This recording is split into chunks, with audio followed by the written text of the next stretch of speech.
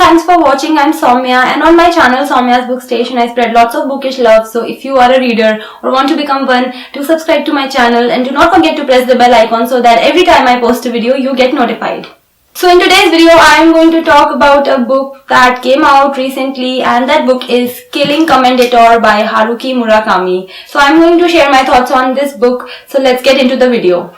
So honestly speaking, initially I was not even planning on getting my hands on this book in the first place, because last year Haruki Murakami's Men Without Women came out. It's a collection of short stories. That book did not leave much of a mark on me, but then as I was browsing through Amazon, my eyes fell on this book and I was like, okay fine, let's go ahead with it. And I started reading it as soon as it came to me. So it took me 20 days to finish this book, because this is the kind of book that takes your time. I would like to apologize in advance if I end up messing up the pronunciations of some Japanese names. Since this is a very big book, the story is quite vast, but I would like to give you a brief introduction and overview of what this book is about. So this story has been narrated by this 36-year-old artist whose name has not been shared with the reader, which is rather curious because each and every person's name has been shared in this book, but not that of the protagonist. Anyway, this 36-year-old artist paints portraits on commission to support himself and his family. And the story opens with his marriage falling apart as his wife Yuzu tells him that she cannot carry on living with him any longer. So he moves out of their apartment and ends up in a mountaintop house that belongs to a famous painter named Tomohiko Amada. So he leads a stagnant and a lonely existence in that house until one day he accidentally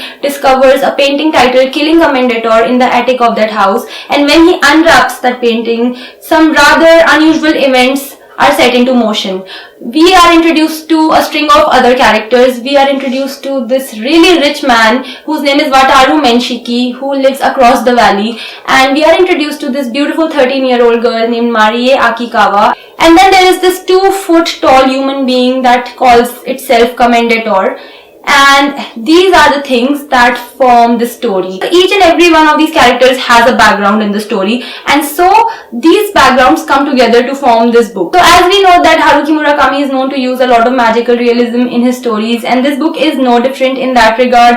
A lot of things are happening in this book that are rather unbelievable. But my experience with Murakami books has been that when you are reading a Murakami novel, do not question what is happening. Just read and accept that it is happening and enjoy the story. That is the correct way of reading a Murakami book. This is something that I have realized after reading this book. This has been my 4th read by him. One thing that I noticed in the books that I read by him before this was that he always leaves a scope for interpretation for the reader. That happened in this book as well, but this is almost a 700 pages long book. So that happened, as far as I am concerned, only once or twice. And I was able to work with that pretty well. I liked that about this book. I don't mind if the author leaves it to the reader to guess what might have happened, but I can take it only up till a point.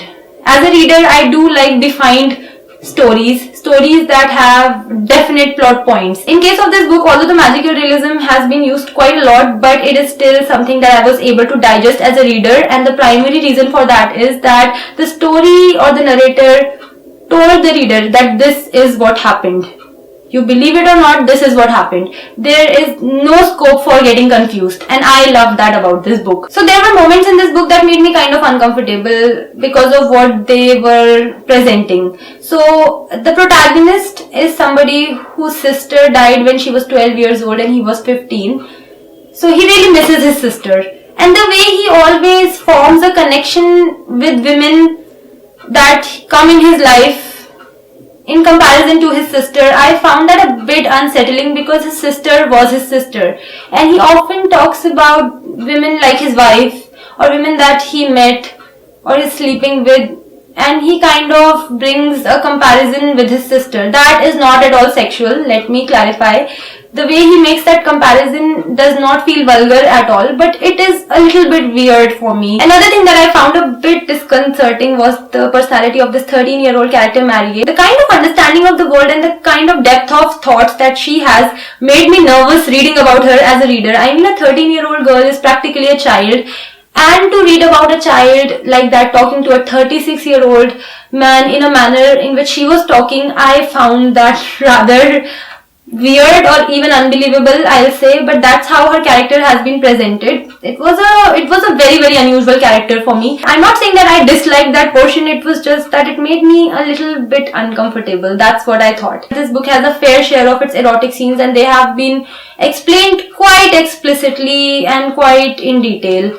So I'm not sure if I enjoyed reading those that much, but yeah, they are there in the book. One thing I would like to mention about this book is the character of the protagonist. He is somebody who is leading a lonely existence essentially. There are external factors in this book that come to his life, characters, different people who come to his life, but individually he's a lonely man.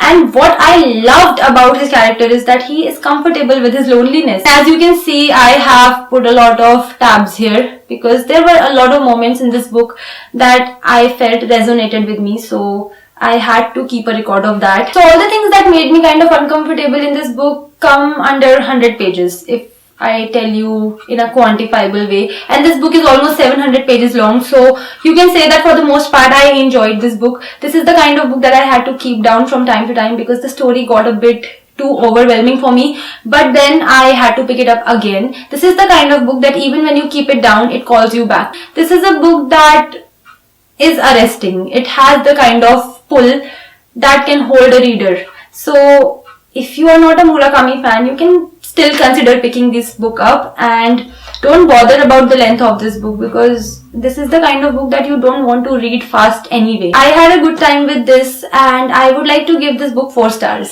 So that was my review of Killing Commendator by Haruki Murakami, and if you want to get your hands on this book, I'll leave the link for that in the description box. So that was it for my today's video. I hope you found this review useful. If you want to connect with me on my social media, the links are in the description box. I'll see you in my next video. Till then, bye bye.